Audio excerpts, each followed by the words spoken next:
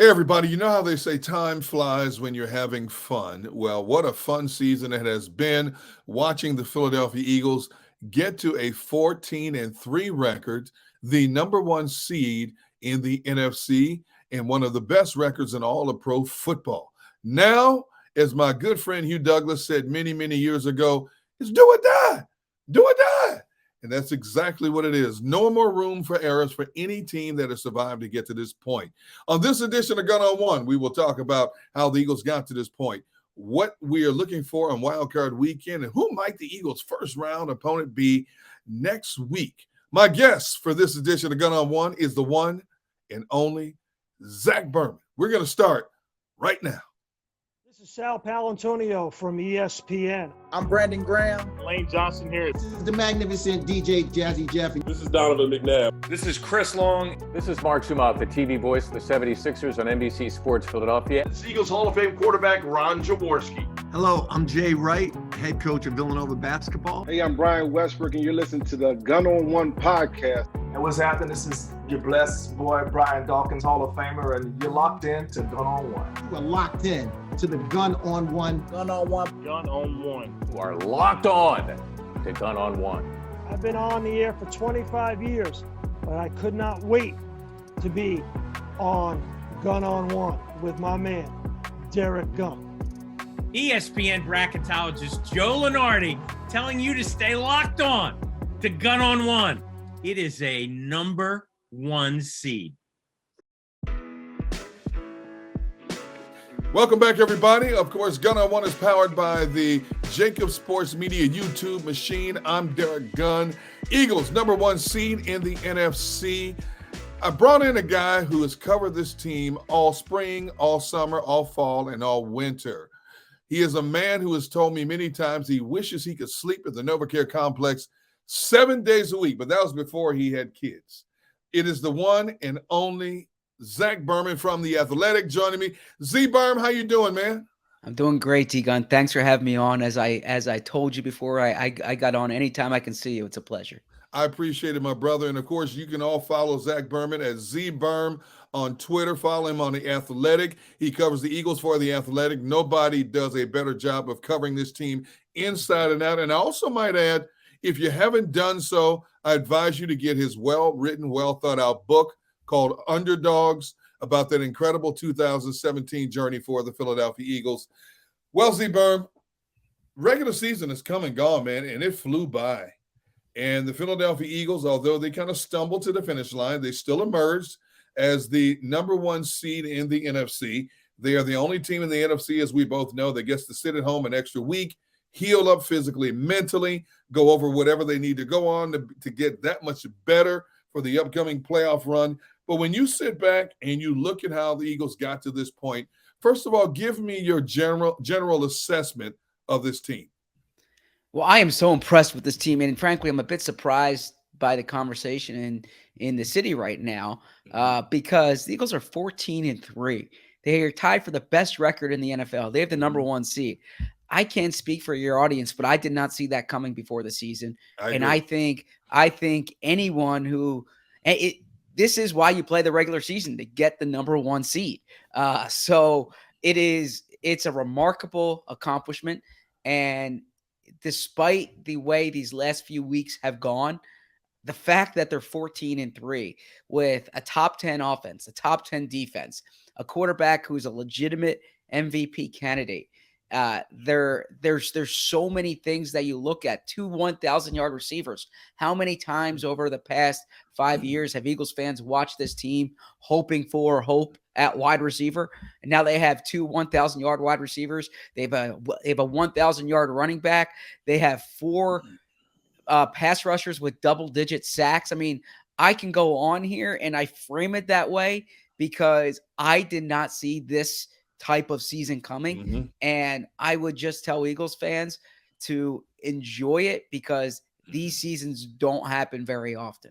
I couldn't agree with it more. And Z, for the 18th consecutive year, an NFL record, 18th different team has won the NFC East. Why do you think that is? Well, I would say it's the parity of the league, but the reality is that in other divisions, that doesn't happen. I think the reason why that is because there hasn't been that dominant franchise quarterback in this division. Whereas if you look at the AFC West and Patrick Mahomes, and you look at the AFC East for a period of time when Tom Brady was there, and you look at the NFC North when Aaron Rodgers was going, and there's some quarterbacks who you say, as long as he's on the team, that team's going to be double-digit wins and in the thick of to win the division. And the NFC East hasn't had that type of quarterback really since Donovan McNabb. And that's why the last time you had winners in back-to-back years was when Donovan McNabb was here in Philadelphia. Z, after that last regular season finale game against the Giants, Nick Sirianni, much to my surprise and many other people, came out and admitted that Jalen Hurts was hurting and hurting bad in that game. Sirianni doesn't usually share that kind of information with us in the media. Considering they now have an extra week to get ready, does it put your mind at ease about him, or is there still cause for concern that 3 weeks after the fact, he was still hurting badly? Well, that's a good question, because actually when Sirianni said that, I followed up for clarification when I said, you mean he was hurting during this game? Because you're correct. Nick doesn't usually say that. And I think part of that was Sirianni trying to illustrate that Jalen was playing through an injury and to kind of speak to Jalen's toughness and competitive spirit. And I get all that. I am not overly concerned because the next playoff game is the playoff game the Eagles play is more than a month past the injury. I imagine there's going to be lingering soreness. I certainly won't pretend to be a doctor here, but that's a sprained shoulder is a notable injury for a quarterback, right? But a month past the injury, I would think that it's a different situation than 3 weeks past the injury. I mean, obviously you're 2 weeks further along in that timeline. I would be more concerned if they did not have that first round bye and they were playing this weekend. But I think the fact that he'll have enough time there to rest, to rehab, to recover, I think you're going to see the Jalen Hurts that you're accustomed to seeing when they play in 2 weeks. Considering that he lost 2 games, before he lost the 2 games, the odds makers had him as the odds-on favorite to win the MVP. Do you think he's still there, that he lost those 2 games? I said, even when the odds makers had him as a front runner, for whatever reason, people on the outside looking in have this disdain for Philadelphia teams, Philadelphia sports, so on and so forth.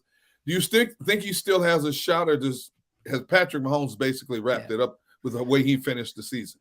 Well, I think Jalen Hurts absolutely deserves to be in the top of that discussion. I mean, the team's 14-1 with him in the lineup. When you talk about values to a team, and he's not just the engine of the offense; he's the leader of the team.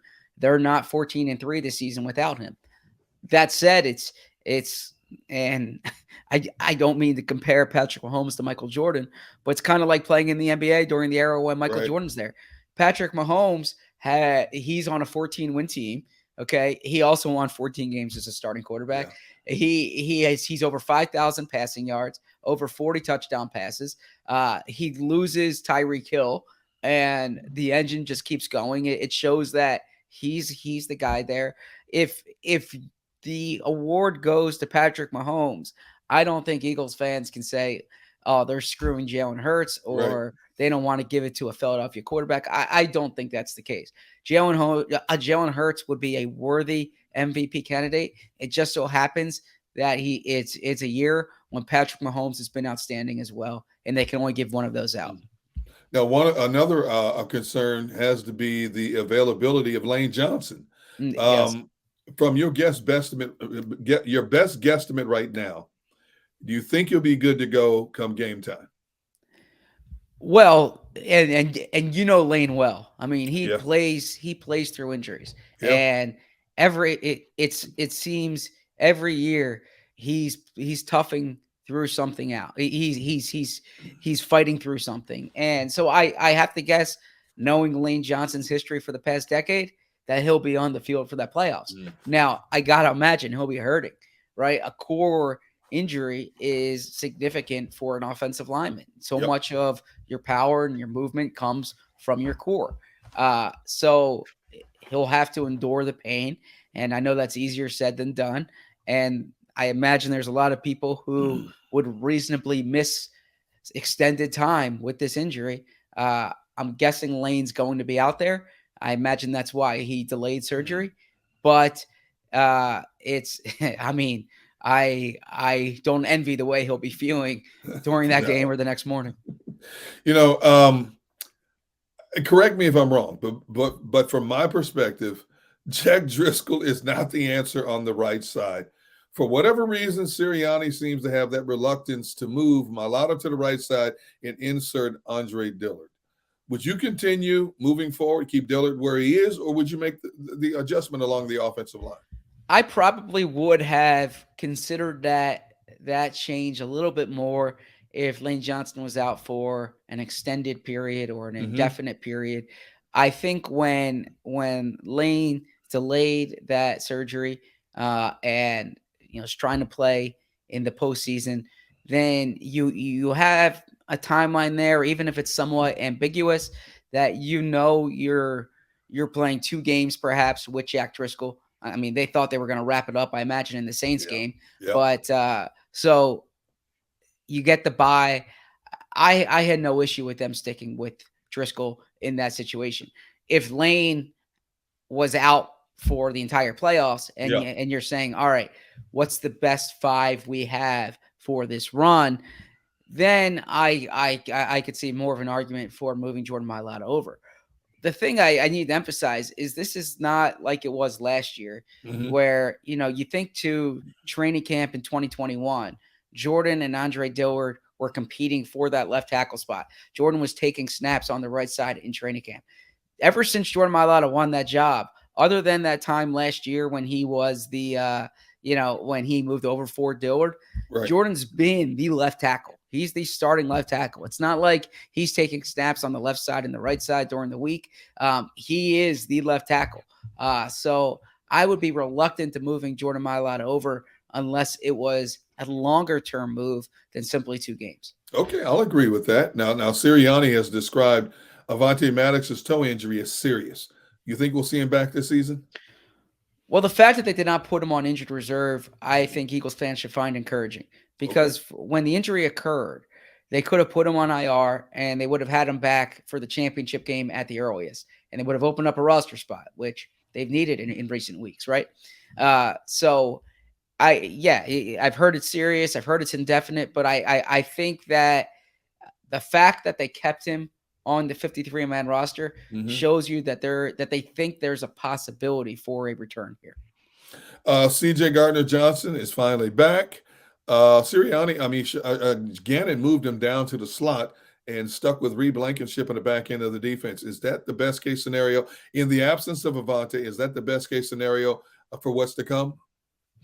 So that was an interesting move, because essentially what you're deciding when you go to nickel is do you want Gardner-Johnson deep and Josiah Scott in the slot, or do you want Blankenship deep and Gardner-Johnson in the slot?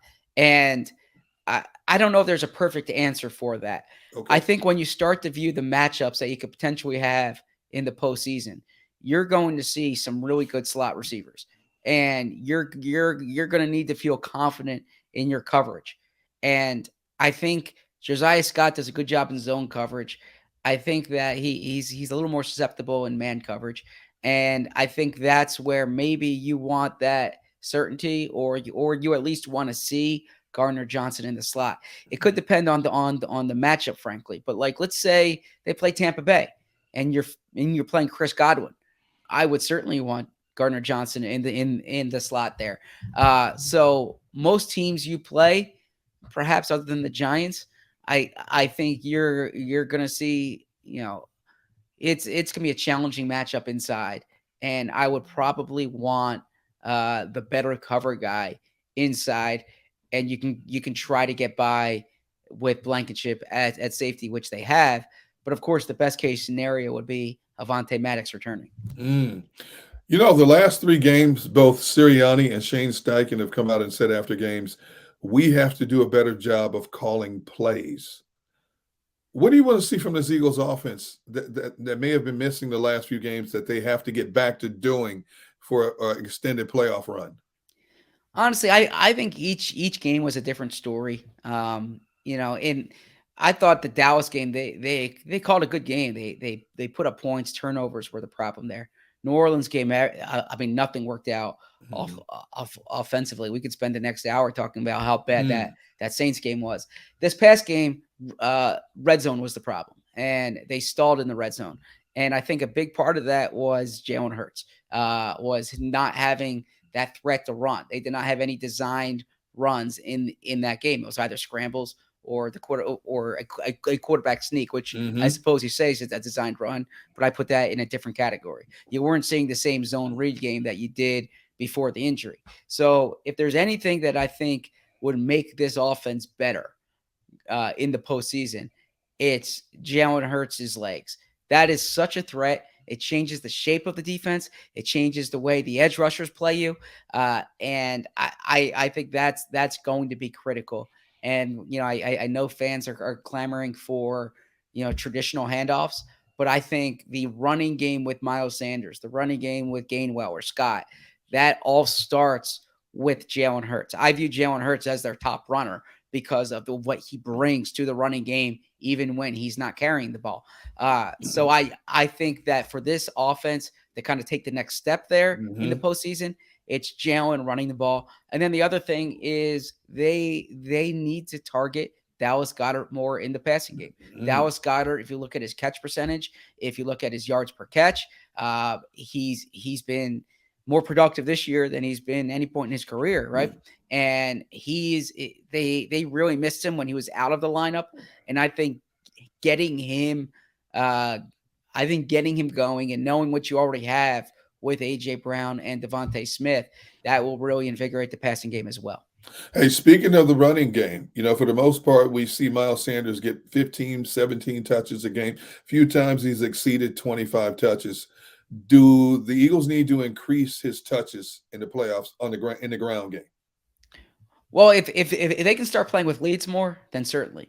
And I think part of these past 2 weeks or 3 weeks, Sanders has had a bit of a knee injury. I think they've been managing his snaps. They've been in some hurry up or third down situations, and they go with Gainwell in those spots. But the formula that the Eagles want is they want to get ahead, and then they want to run the ball in the second half, right? And that's where Miles can be especially dangerous. So, yeah, I think Miles Sanders is one of their best playmakers, and they need to get him the ball. But if I'm looking at ways to improve this offense, my top priority is to get Jalen Hurts going in the running game. It's amazing that no matter what Jonathan Gannon has done this season with the type of personnel he has had, you mentioned some of the things off the top of this podcast about the tremendous amount of success this defense has had, led the league in sacks for a lot of the season, led the league in forcing turnovers, so on and so forth. He gets a lot of criticism in this city, man. Yeah. Is it unfair or in some cases fair? Well, I think it's unfair. It depends what the criticism is, right? Yeah. If your criticism is that this defense can be susceptible against top quarterbacks, yeah, that's fair. They haven't played a lot of those quarterbacks this year, but I think that stylistically, yeah, they're more vulnerable if you're preventing the big play, if you're allowing things underneath some. There are certain quarterbacks who are willing to take that. And you saw that more last year than you see this year. But if the criticism that he needs to blitz more, okay, or he needs to be more aggressive, I think that's entirely unfair. And the reason I'm going to say that's entirely unfair is, look, the objective of a blitz usually is to get a sack or to force a turnover, right? And they sack teams at a higher rate than any team in the NFL. And they take the ball away better than just about any team in the NFL. So I think that's unfair. I think there's there's a segment of the fan base that seems to be clamoring for a certain style of defense that Jonathan Gannon doesn't play. And I think you need to look at the result. The results have been there this year. They are one of the best defenses in the NFL. There is not a metric you can point to where they are not among one of the best defenses in the NFL. Mhm. And so they're doing a lot of things well, and in many cases, exceedingly well. Now, if you look at things through the prism of how will they look when they face Dak Prescott in the playoffs, or if Tom Brady gets hot, how will they look when they face Tom Brady in the playoffs? That's a fair question. Or if they get to the Super Bowl, how will they look if they face Mahomes or Allen or Burrow? Those are fair questions, right? My counter to that would be Mahomes and Allen and Burrow and even Prescott. They do that to most defenses. There's a reason why these guys are top of the league. But certainly, I think that's the lingering question with the Gannon defense. But if your issue is they need to blitz more, or your issue is they need to play more aggressive coverages, I would say, what more do you want them to do this year? They're getting to the quarterback, they're taking the ball away, and they're forcing 3 and outs at a high rate. They're getting off the field on third down better than a lot of teams in this league. So there's just the data supports what they're doing defensively this year. Does it bother you that he doesn't have his corners play more press coverage?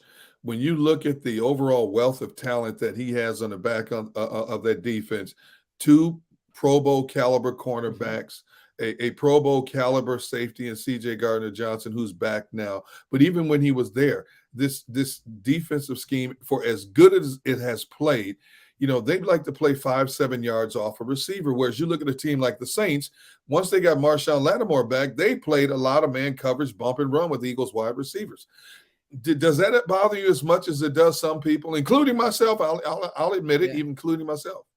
It depends on the matchup, D-Gun. Okay. There are certain matchups where I definitely think that it makes sense to be more aggressive in coverage. But if you look at it philosophically, there's a school of thought, and I wasn't covering the team when Jim Johnson was here, but from what I understand, Jim Johnson, he wanted to force an early result. Right. He wanted to, and sometimes that's a bad result. Sometimes that's an early result, but it's kind of like Jim Schwartz, for instance, if you watch the tape of, the mic'd up in the Super Bowl segment on that last drive, he says, we're going to force something, we're going to it's going to be a sack. It could be a big play for the offense, but like, we need to be aggressive here in this spot. Okay. And that's kind of the Jim Johnson style of defense throughout the game often, from what I understand. I wasn't here when Jim Johnson was here.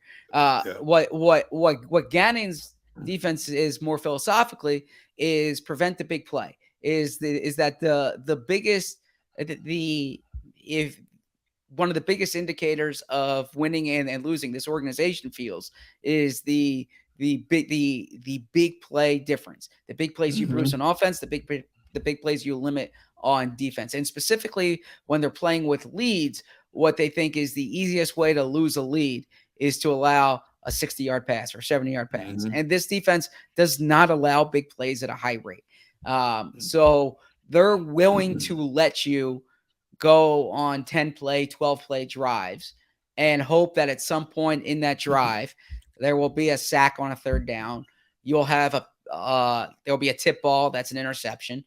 There will be a strip that's a fumble, right? There's more chance to make that type of different, there's a holding call that pushes them back into a long third down. And I know the counter could be 3rd and 30 against Dallas. Well, the Eagles didn't give up a lot of 30-30s this year. They gave up a really costly one against Dallas, but that's more the exception than the rule. So philosophically, what they're trying to do is force you to go on an extended drive where at some point there, they'll make a play on a third down. They'll get you off the field, or they'll force a turnover.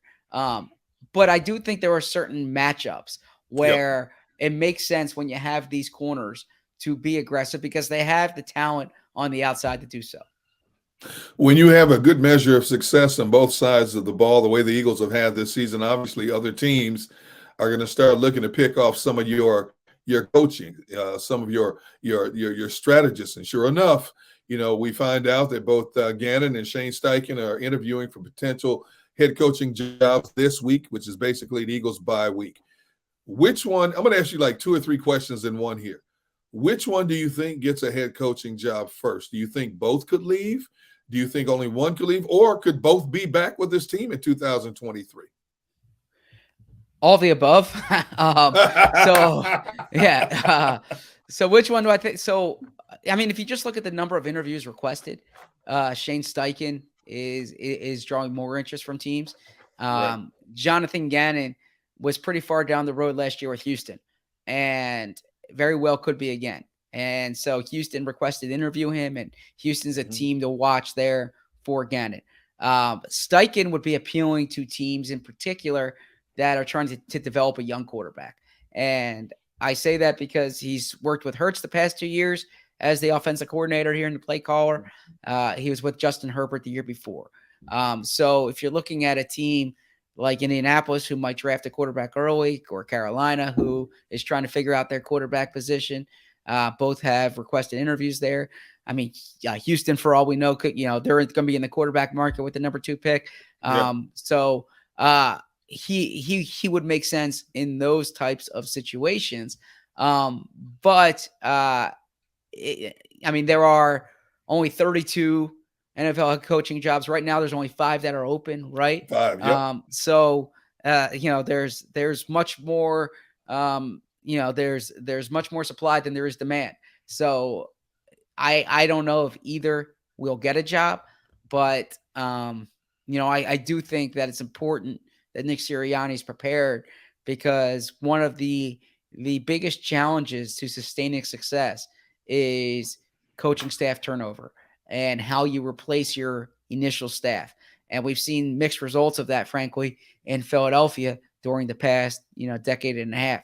So I'm fascinated to see what Sirianni does. I know there's some internal candidates that this organization likes. If they were to lose either or both Gannon and Steichen, and Nick Sirianni he got a head start on the defensive side last year, because there was a period of time where it looked like a strong possibility that Gannon could go.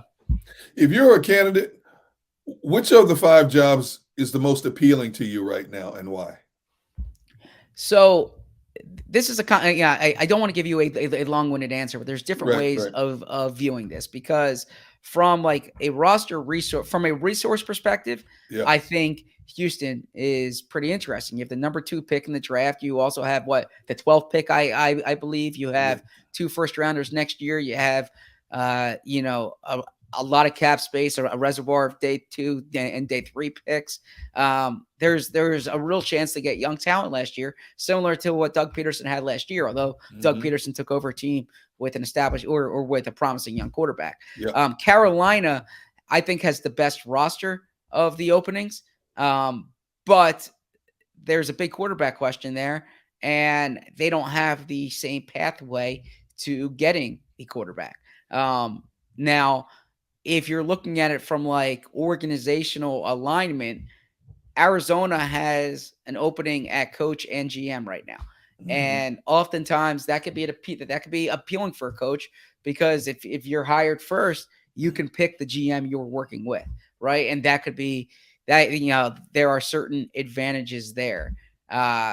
So that's a roundabout way of saying that I think Carolina would be the job that's most appealing to me. I think it's a division that you can make noise in going forward, and I think they have some talent and some draft picks on the roster, but you really need to have a plan to address quarterback there. Zach, I'm shocked you didn't put Denver at the head of that list. I'm waiting for you to say Denver. Okay, so I'm higher on Russell Wilson than most. I think Russell Wilson can be fixed. The thing with Denver is you gave up so much to get Wilson that they don't have the draft inventory or the cap space that some other teams have. So you really need to be convinced that the roster as it stands now, with a few modifications, can win. Okay, so as we look at the Eagles picture, bringing it back closer to home now, the Eagles, like all of us in this region, we get to sit back and watch Wild Card Weekend unfold. When it's all said and done, the dust settles. Who do you think the Eagles' first-round opponent is going to be? I'll go chalk here, and I think Dallas Okay. because I think Minnesota beats the Giants, and I think San Francisco beats San Francisco. I think San Francisco beats Seattle, but I think Tampa could be a tough matchup for Yeah. Dallas. I saw Yeah. Byron Leftwich say today that they're as healthy as they've been since OTAs. You know, you never count out Tom Brady in January, so. I think the winner of that Bucs-Cowboys game, I think the best scenario for the Eagles would be the Giants upsetting the Vikings. I really think the Eagles would handle the Giants. But I think that Cowboys-Bucs game, and I think, frankly, the Bucs winning is a better outcome for the Eagles because I think the Cowboys would be a really tough matchup if they play them. All right, let's go through the wild card weekend. You know, and I know you tipped your hand a little bit here. I'm going to start with the NFC. Of course, it all starts with San Francisco taking on the 49ers. Niners have beaten them twice already. You know, you're talking about two quarterbacks matching up that have had Cinderella stories. You know, you look at a Geno Smith, habitual backup, finishes the year like a 70% completion, which is unbelievable. And his kid Brock Purdy comes from out of nowhere, Mr. Irrelevant, and keeps that machine rolling. Niners have beaten them twice. Do you think Seattle has a prayer of upsetting the 49ers? It's hard to beat it's hard to beat a team 3 times in a season, but San Francisco has been a machine, like you said, and you know there are the reason they beat them twice is because they're the better team, and the reason they'll beat them a third time is because they're the better team. Wow! All right, Giants, Minnesota, Christmas Eve. Took a 61-yard field goal last play of the game by Greg Joseph for the Minnesota Vikings to wipe their brow in relief and win that game by 3. Giants are getting a little healthier in defense, got some personnel back on the back end of the defense. You think the Giants have a chance of knocking off the Vikes? Well, yeah, I do think they have a chance. I mean, the Giants have played teams really tough this year. They've been much better than I anticipated, but I think Minnesota is the better team. They're the home team. I do think they win that game. Okay. When you look at Dallas going down to Tampa Bay, now on paper, Dallas has a better roster. But I'm watching the last 2 games Brady played where he's thrown 4 touchdown passes, no interceptions. And we take into consideration he's 45 years old, but he's still slinging it, still getting the ball out of his hands fast. You look at a Dak Prescott, 15 interceptions in 12 games. He's had 7 consecutive games throwing a pick. Do you think Dallas goes down there and beats them, or do you think Dallas is going to be a one-and-done type team based on Dak basically unraveling this season? I think Dallas is good enough to win the Super Bowl, and I think there's enough variance there. Oh, don't say that to Eagles fans listening. Oh, my goodness. No, but I think there's enough variance there for them to lose in the first round, right? Okay. Like I think that's I think that's the spectrum for Dallas because this is a really tough first-round matchup.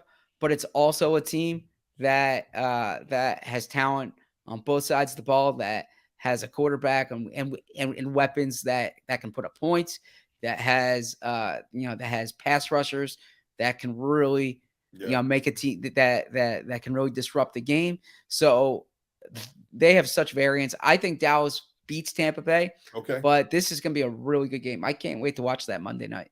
I agree with you 100%. All right, let's flip over to the AFC. Chargers at Jacksonville. Back in week 3, Jacksonville smoked this team. Kudos to our guy, Doug Peterson, taking over that team that Urban Meyers basically destroyed and getting them in the playoffs his first year at the helm. Do you think Jacksonville makes it 2 in a row against the Chargers? I don't. I think the Chargers win this game. I think Jacksonville certainly can. I mean, they're the home team. They're hot of late. I think the Chargers have the better roster. And I think they can move the ball on offense. I got to see Mike Williams' status. That's a big injury there. But I still go with the Chargers winning this game. All right, we got the Dolphins at Buffalo. Of course, no Tua. Skylar Thompson is going to try to win a game in Buffalo. Do you think it's going to be like Custer's last stand? This game's going to be over quick? Yes, I think so. This is that. I don't want to say it's going to be like Georgia TCU, but it'll probably be the closest one to that this weekend. All right, Baltimore and Cincinnati, they split their 2 regular season meetings.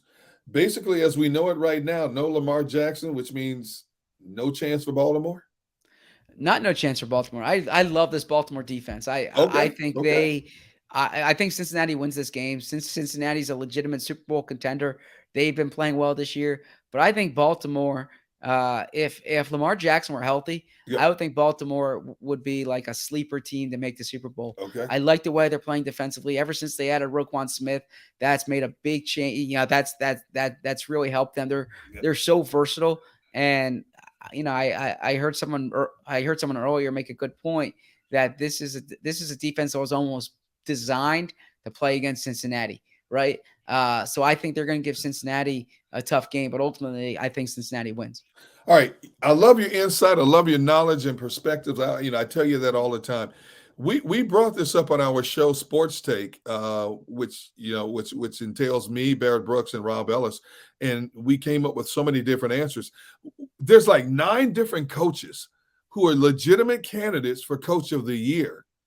When you think about what has gone down this season in the National Football League, your perspective, who do you think the Coach of the Year is? So I probably try too hard, not to have a leaning toward the team that I cover. Yep. And I am so impressed with what Kyle Shanahan's done, losing 2 quarterbacks, winning with his 3rd string quarterback. But San Francisco is expected to be this good this year, right? Mm-hmm. I mean, maybe not at this level. If you look at the Eagles over under for the year, they were 9.5 going into the season. They won 14 games. I would still lean toward Nick Sirianni. Okay. I think the jump that they've made, but there's so many deserving candidates, and I think Doug Peterson is in that conversation. Like I said, Brian Shanahan, Daboll. Brian Daboll. I got to say, Pete Carroll would be high up there for me. Yeah. I did not think much of this Seattle team. So it's hard to say. I guess I would go with Shanahan or with Carroll this year. Or no, I would go with Sirianni or with Carroll this year. Okay. Yeah. All right. I want my final question to you. I got to put you on the spot. And I didn't prep you for this one because I wanted No problem. I wanted a very spontaneous answer. In all the years that you have been covering sports, have you ever had to write a story? It just made you cringe. You didn't want to write it because you knew the outcome was going to create conversation that you didn't want to be a part of. No, because never no, a story that just, man, I really don't want to write this. I know it's gonna. I may turn some people off. I may anger some people. I mean, there's been a lot of that. There's been a lot of times where you say, all right, this story, this might not be received favorably, or I know when I wake up in the morning, there's going to be calls and texts about this, and this is going to be a headache. But ultimately, if your name's on the top of a story, you need to be confident that your material, that your reporting is sound, that your writing is sharp, and that you'll deal with the fallout. I think the only time you should be nervous about the story is if you're not confident with the material. If you're confident with the material, then you should always live with the fallout. And so I don't think, in 11 years on this beat and 15 years doing this professionally, there have been a lot of stories that I've written that could have been better. There have been a lot of stories that I've written that could have been, there could have been another call made, or, I think everyone's like that. But there's never been a story where I put something out that I knew was not true, or that I thought, I don't want to have my name on top of that story. So I think as long as your name's on top of the story, it's incumbent upon the reporter to be confident in the material.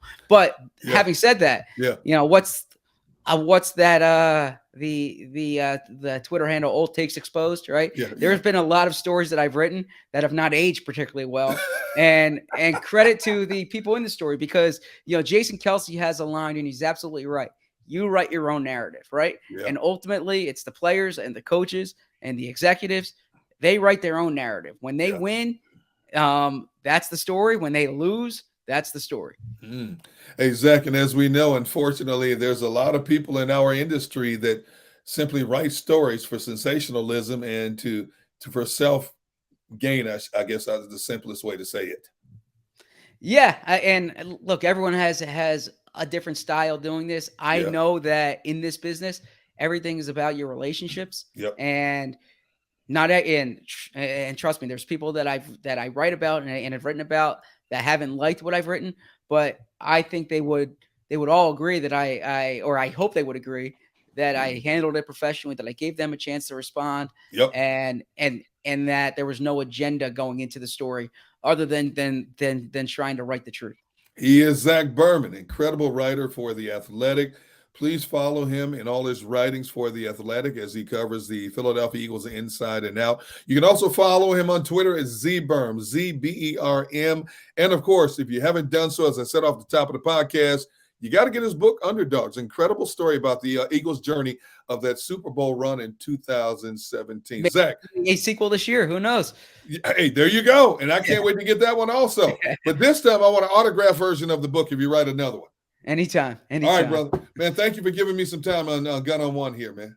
My pleasure. Thank you, D-Gun. All right, brother. That's going to wrap up this latest edition of Gunn On One. It is powered by the JAKIB Sports Media YouTube machine. For my man, Zach Berman from The Athletic, I'm Derrick Gunn. Everybody out there, stay blessed, but more importantly, extend yourselves and be a blessing to each and every person you encounter. Until next time, we out of here.